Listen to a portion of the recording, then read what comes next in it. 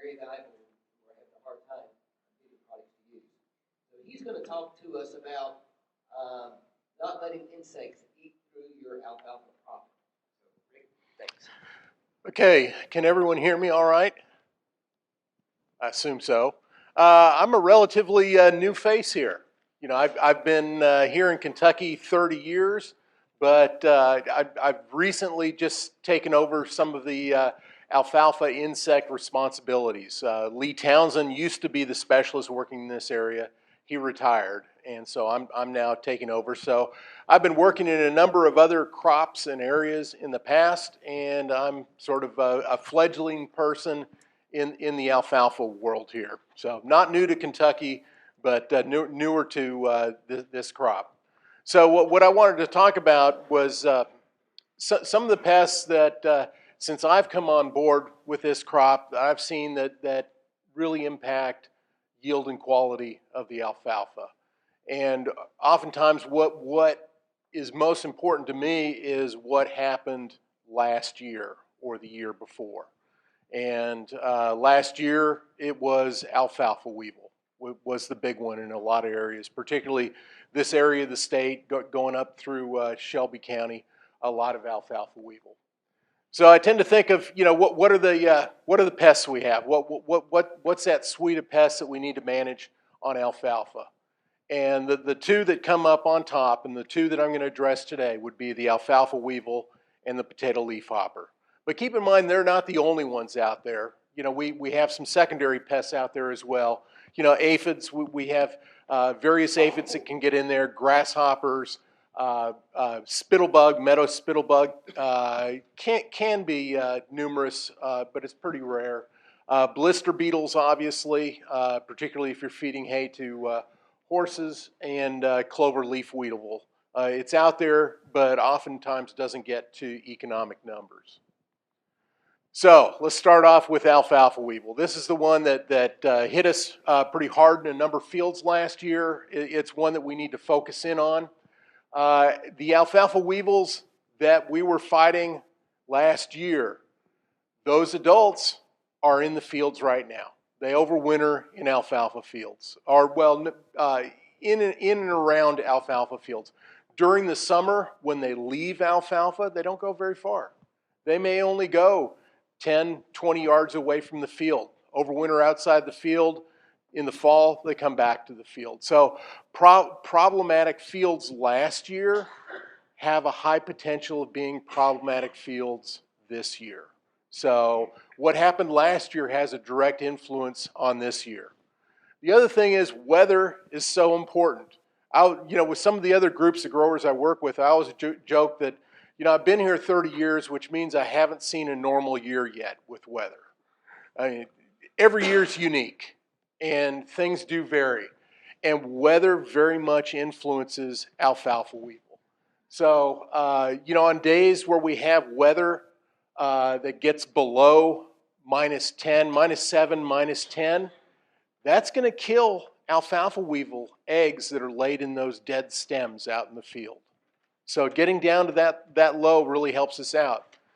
We're not even close to that. We're probably 25 degrees above that this winter. So alfalfa weevil is very hardy. This winter really hasn't had an effect at all on alfalfa weevil. Days with temperatures above 48 degrees. Think about it, how many periods? I'm going to show you some data from Hardin County coming up in a few minutes. But, you know, the number of days that it's been above 48. When it's above 48, alfalfa weevil is active during the winter months. It can be out there laying eggs in those stems. And so we can get some periods of winter egg laying that's going on. And I think that's the situation we've been in this winter.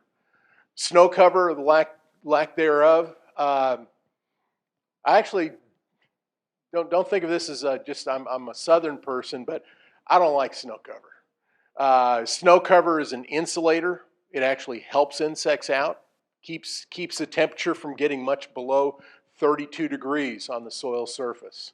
So generally when we have a colder winter, lack of snow cover can really help us out. But we haven't had any snow cover this year. And then the other thing where weather conditions can really help is with cold snaps in the spring. You know, if we start to get some of these cold snaps after some of the eggs hatch, you know, we get down to 15 degrees or so, that can be killing the larvae, begin to kill some of the larvae on the plant. So weather conditions are very important.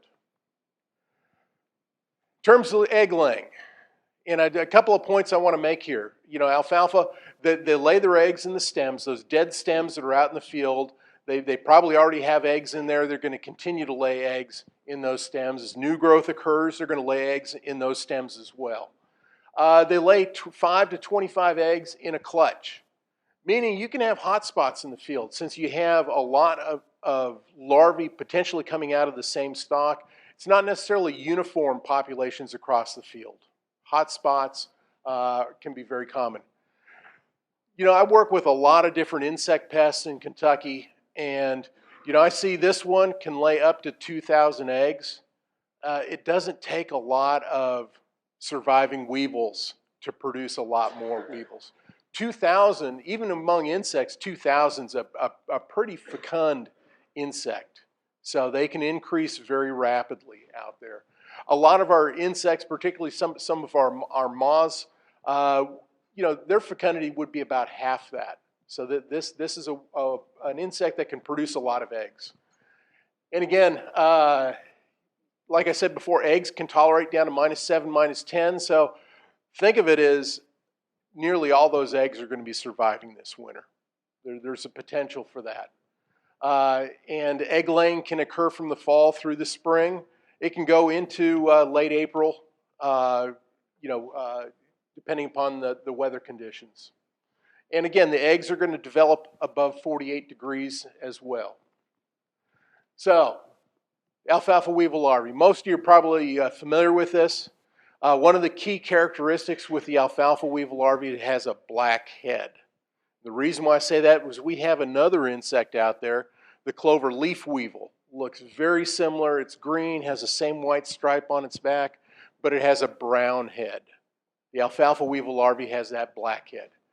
Clover leaf weevil, even though they can be out there, they can do a lot of damage, they usually don't get to numbers that cause us lots of problems. So it's good to pay attention to what you have out in the field. Alfalfa weevil goes through 4 stages. First couple of stages don't do much damage, just pinhole size damage to the leaves, little small specks. So when you go out there and you scout early is the best time to control them. You need to look for those very small pinhole size holes in the leaves. That's going to be the first tip that you have a problem out there. If you wait until you have the 3rd and 4th stage larvae, just keep in mind that a lot of those older larvae have already done their damage. You know, killing the older stage larvae doesn't have a lot of benefit because they've done their feeding. What you really want to spray are those young larvae before they've done that damage. Larval stage lasts about 3 weeks. Well, you think, great, we're going to have just a 3-week season for alfalfa weevil. No, it doesn't work out that way. Egg hatch occurs over an extended period of time. And typically the season's going to last 6 weeks or longer depending upon weather conditions. And the whole thing is temperature driven in the spring.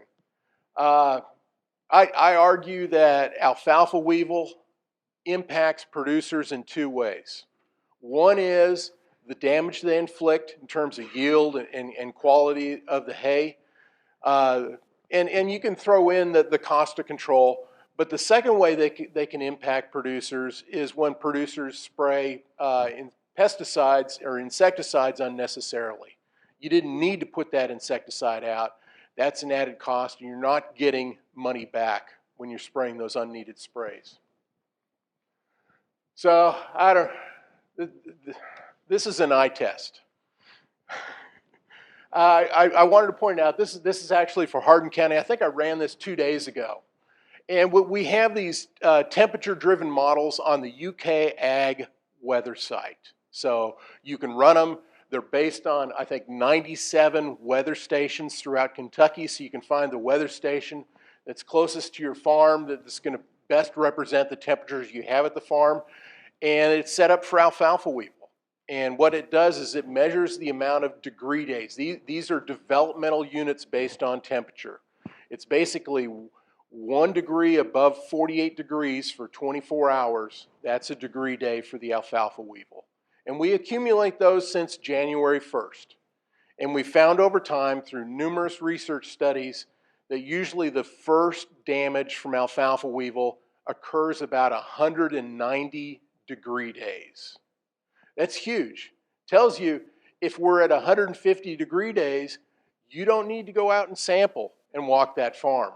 Wait till you get to 190 degree days. That's really the time you need to go out and scout. And that's going to tell you the time it's best to scout for those winter laid eggs.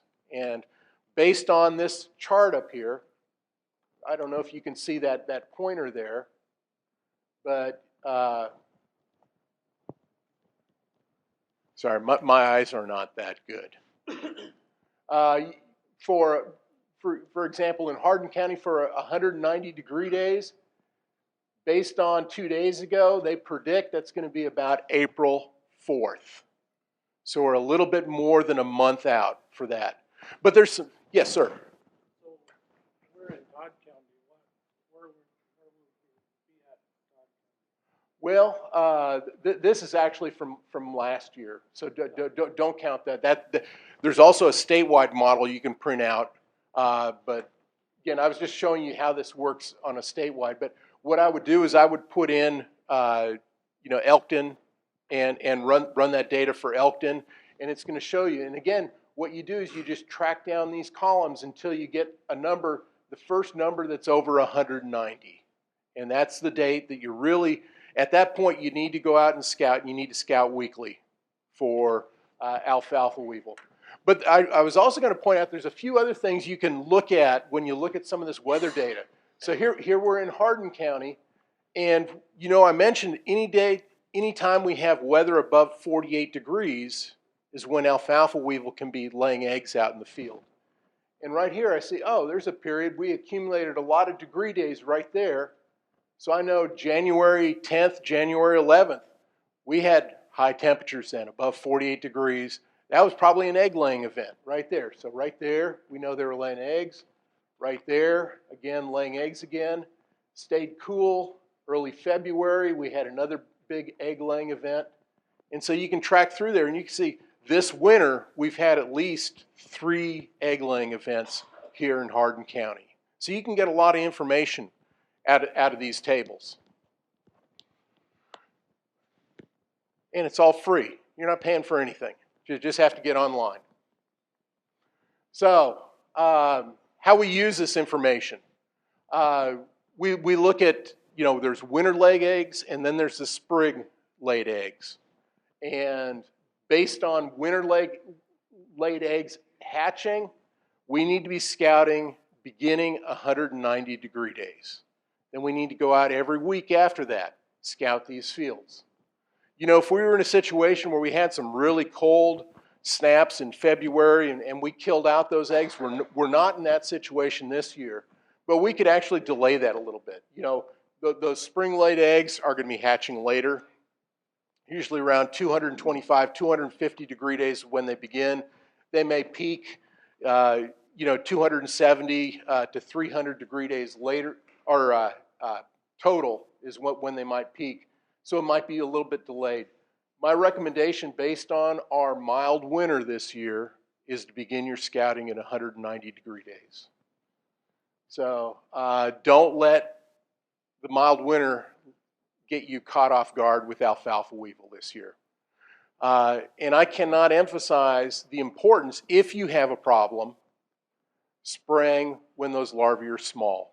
Smaller larvae take a smaller dose to kill them. It's just easier than it is when you have large larvae on taller alfalfa. So, after the larval stage, they're gonna turn into a pupa. Don't think you're gonna get good kill on the pupae. Pupae don't feed, they don't move, they're in that silken cocoon, either up there in the bud or they can be down in the leaf litter. Very difficult to control the pupae. It's a lot easier when we can spray the leaves on the alfalfa, the insect comes and feeds on it, we get good kill this way. But with a non-feeding stage, it's much more difficult to get good control. So they stay in that stage for about a week to 10 days, then they come out as adults. So the adults will continue to do some feeding, they'll do some leaf notching on the alfalfa as well.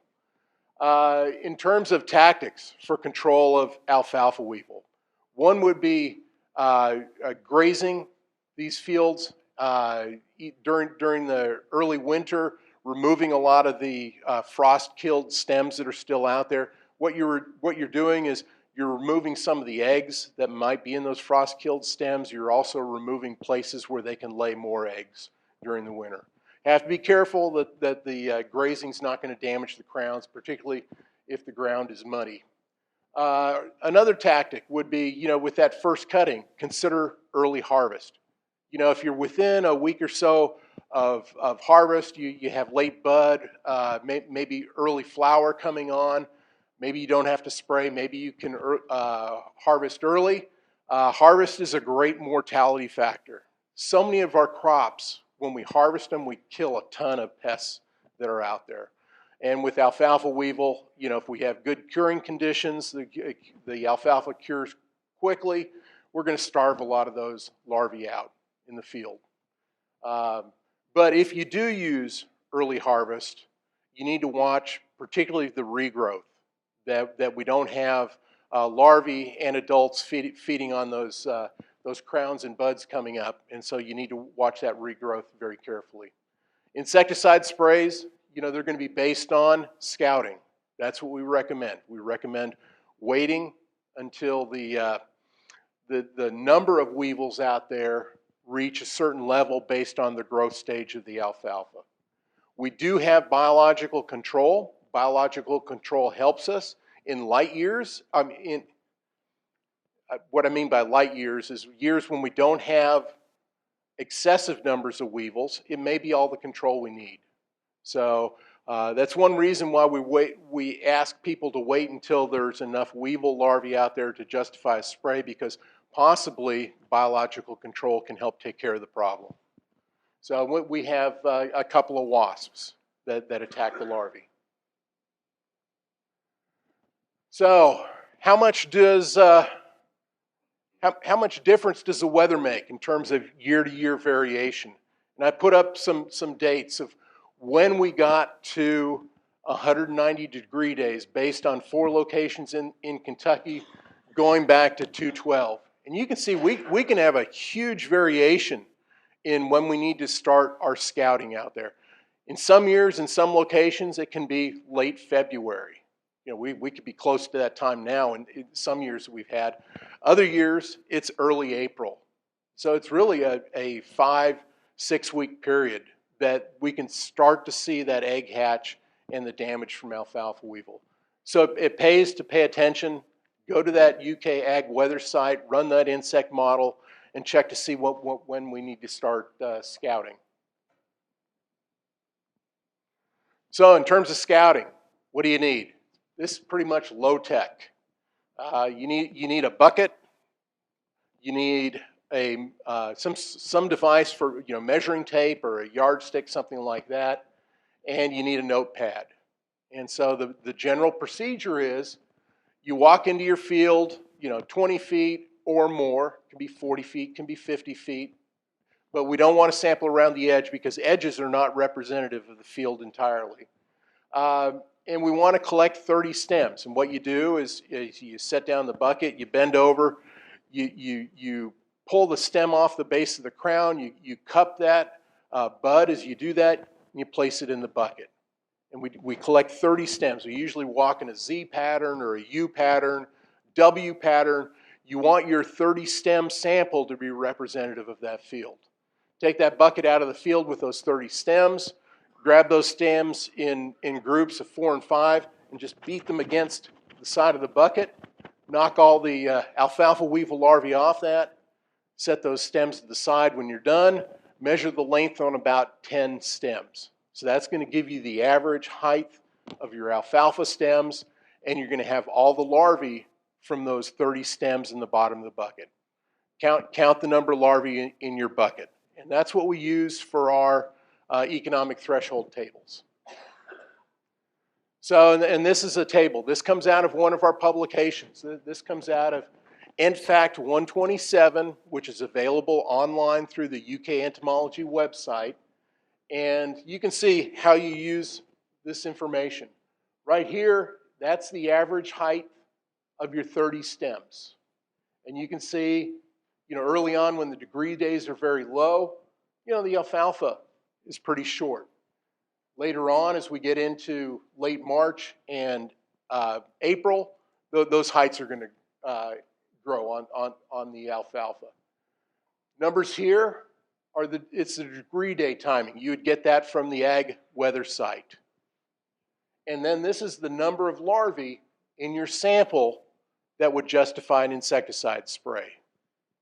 So that's how you use that. So, for example, let's say I go out there, my alfalfa is 6 inches tall.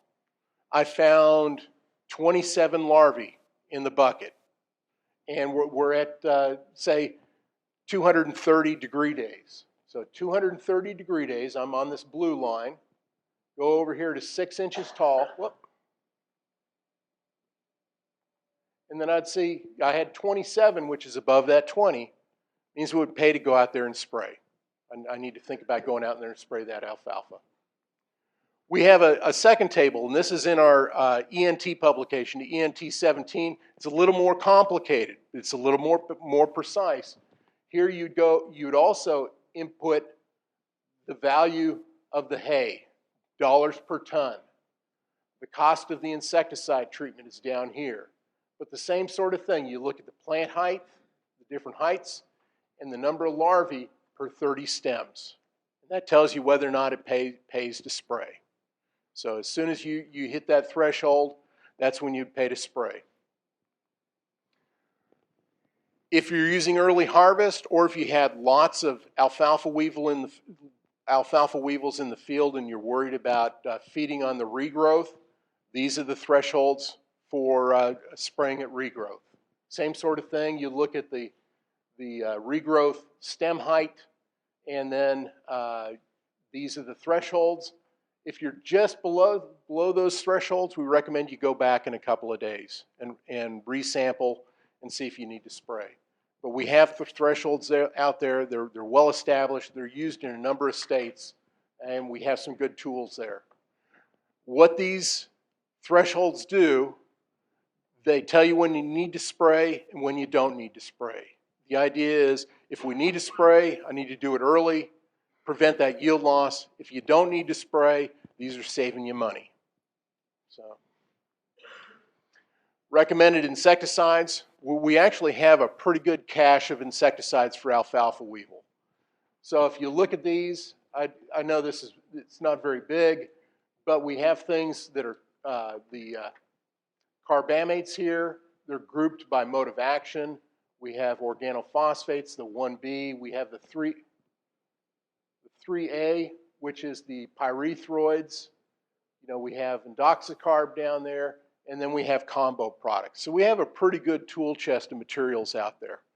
Now, when would you want to select some over the others? One important thing to think about is the cooler the temperature. This is one of the first pests we spray for in the year. We can be spraying in March, early April for this pest potentially. At times we're spraying at very low temperatures. A lot of our carbamates, the 1A, 1B, the 22s, don't work well at low temperatures. They work more poorly at low temperatures. The pyrethroids are different. They are really different than the other ones. At low temperatures, they're actually more effective. As the temperature increases, they're less effective. In fact, sometimes when it's over 90 degrees, I say, don't use your pyrethroids because they're less effective. Find a different mode of action. But at lower temperatures, the pyrethroids can be the choice materials to go out there. Have good residual activity too. Pyrethroids, they can last 14 or more days of residual activity. That sounds great. Keep in mind that after 14 days, your alfalfa has doubled in height, and you have some untreated parts of the plant out there. But at least the part that did receive the spray has good residual activity. You know, I make the argument it's not what you spray, it's how you spray. That's important. I got a strange picture there. In 10 years, maybe we'll be talking about drone applications here. I don't think we're at that point yet, but some places they are. But what I mean by how you spray, it's just, it's not the particular product you use, but did you put that product on at the right time, at the right rate? Is your spray water at the right pH? I've worked with other groups of growers where they've brought in water, and we've seen water samples they use for spraying anywhere from 7.4 to 9.4. And really, particularly if they're using surface water, that's where we see some of those higher ones. And we want to be down in that, closer to that 6.5 range. That's ideal. If you're using a lot of adjuvants will automatically buffer that, but it can be a concern. You need to get good coverage. And so when I think about coverage, you know, the right type of nozzles, you know, you want those hollow cone nozzles to get good coverage. You want the right volume. The labels say 10 gallons is a minimum. You know, I would actually prefer 15 gallons, you know, with some of this. If you can raise the gallonage, you're going to get better coverage out there. How do you improve or how do you increase gallonage? It's going to be changing nozzles, changing speed. Pressure changes that a little bit, but I think the tractor speed and the nozzles are going to have a bigger impact on that.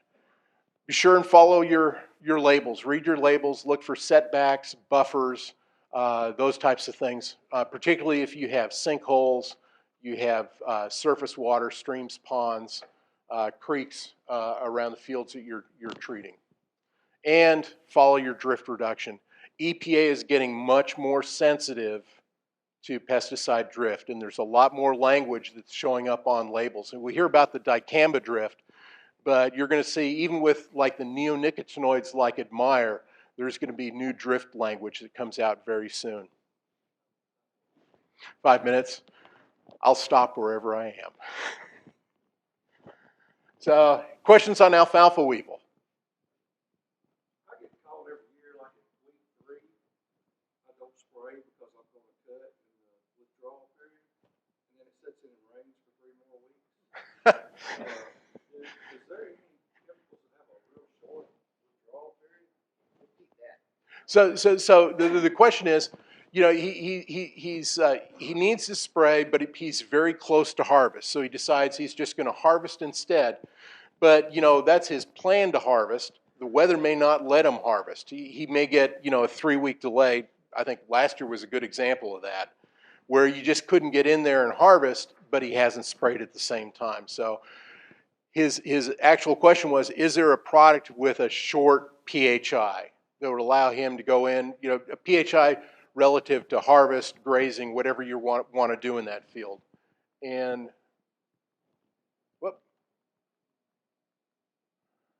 that's where I would go to this table here. So this table right here, these are your pre-harvest intervals. And you can see that some of our shortest products are going to be, you know, for example, Proaxis and Warrior have 1-day forage, 7-day hay. So if you're going to, if you get down to Mustang Max, it has a 3-day pre-harvest interval. But the different products and the different ways you're going to use the hay will have different PHIs. And so I would refer to this table. Everything I found was 7. Okay, well, this shows you right here that, you know, Mustang Max and Fast-Tac. Fast-Tac is a new pyrethroid, relatively new pyrethroid out there. They both have a 3-day pre-harvest interval.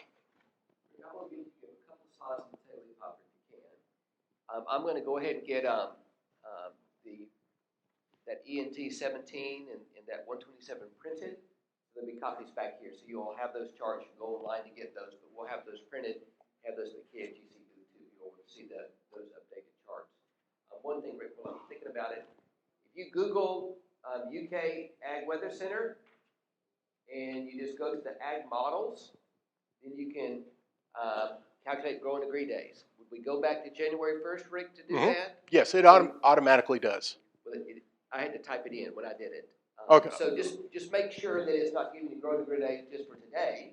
it's actually giving it going back to January 1st. So it might do it automatically, or you might have to enter it, but either way. Yeah, and so you go to the ag models, then you go to the insect models. The Alfalfa Weevil is not working on that one. I just tried. Oh, okay. So we'll get that fixed. Okay. But you can calculate it yourself as well. So, okay, Rick. Thank you. And say a little bit about potato leafhopper. Potato leafhopper, it is a problematic pest. It doesn't overwinter in Kentucky. It has to migrate in from the Gulf states every year. So what we have to wait for those populations to get up. Generally in the spring, when we get those low pressure systems that are coming out of Texas, before that low pressure system gets here, it sweeps up all these insects from the south. And that's how these insects get up here. Because of that, it tends to arrive sometime in May. What they've seen over the years is with the mild winters and warmer springs we've been having, it's been coming up earlier in the spring. It tends to really start building up in June, and it peaks in early July. By the end of July, it pretty much disappears from alfalfa fields. So it's a June and July problem most often. And what that means is the first cutting, don't usually have a problem with alfalfa leafhopper. With spring seeded alfalfa, because we have to wait a long time for that first cutting, it can be real problematic with spring seeded alfalfa. Also, the second and third cuttings on alfalfa can have problems. And I'm not talking about spring seeded, it's just regular return crops there. It has piercing, sucking mouth parts. What it does, it's a phloem feeder. Its salivary juices that it injects into the plant are toxic to the plant. It disrupts the phloem. It prevents nutrients that are collected in the leaves from getting down to the roots. This is the hopper burn that you see with it. And I know we had some serious problems at one of our research farms. You could just see the fields that had the hopper burn last couple years. It gets very apparent. You just see that off-color fields that look horrible with that insect. It has a 21-day life cycle. If we're on approximately a 35-day harvest period, a lot of times we can keep it in check. You know, yeah, they still can complete a generation, but when we cut it, the nymphs that are out there don't survive. They don't survive after cutting, and then it tends to set the population back. But, like was pointed out earlier, you know, a 35-day harvest schedule is fine if you can tell the weather what to do. And that doesn't often happen. We can run into situations where we can be 2 or 3 weeks late on harvest. So that's the problem with alfalfa leafhopper. Like I said, I'm going to go through this pretty quickly, but you know, the eggs hatch in about a week. It takes another 2 weeks before they become an adult, so about 3 weeks for a generation on this. And weather delays with cutting will favor alfalfa leafhopper. So our strategy is to monitor for this pest. Beginning in mid-May, go out every week, take a 15-inch sweep net, go out to the field. What we do is we take sets of 20 sweeps. And what you do is you take that net, you do a figure 8 pattern in the field. Every figure 8 pattern is a sweep. You do 20 of those in one location, do 4 more locations, and come out of the field. Count the number of leafhoppers you have in that bag, and that's how we decide if we're going to treat for potato leafhopper. Keep in mind, you want to wait until it's dry out there. If you've tried to count potato leafhoppers in a wet net, it doesn't work. So you need dry conditions to do the sweeping. This is our threshold. These are our thresholds. Again, the same publications that talk about alfalfa weevil have the potato leafhopper thresholds. So you look at the average stem length. Again, go out there, sample 10 stems in a field randomly, measure their length, usually the average length of the stems, and it's the number of leafhoppers per 100 sweeps. So that's when it's going to be worthwhile to pull the trigger and treat for potato leafhopper. Management options, we can spray, we can early harvest if we're close to 30% bud or so. All right, and then we have, I think you're ready for me to finish up here, Go ahead and finish. but you can see, we have a really good tool chest of materials to treat for potato leafhopper. Again, we group these by modes of action.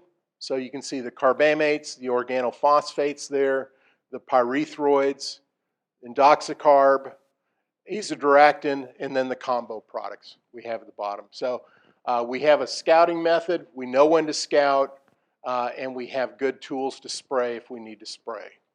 That's what we have for this insect. Any questions? What about fall armyworm? You didn't mention that. I guess that could be something in itself. Yeah, are you talking about that on alfalfa or okay? Yeah, in the last few years we've had that. Thank you, Ray. We've had problems with fall armyworm. I'd say the last 3 years or so. Hit some of our pastures, some of our grass crops, and it can get into other things as well.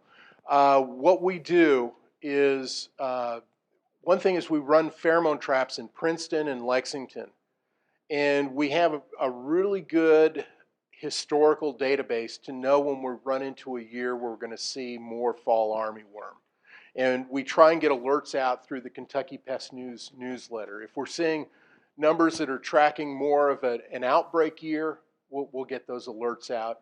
If just low numbers and nothing much is happening, we tend not to say anything. But we are monitoring for that pest, and we're trying to get word out. If we do have an outbreak year, we're trying to get people to go out and scout their fields. But it is a troublesome pest. One problem is, a lot of times when we go out there in the heat of the day, they may not be on the plant. They may be on the ground below the plant. So you need to be careful when you look for those insects, where you look for those insects.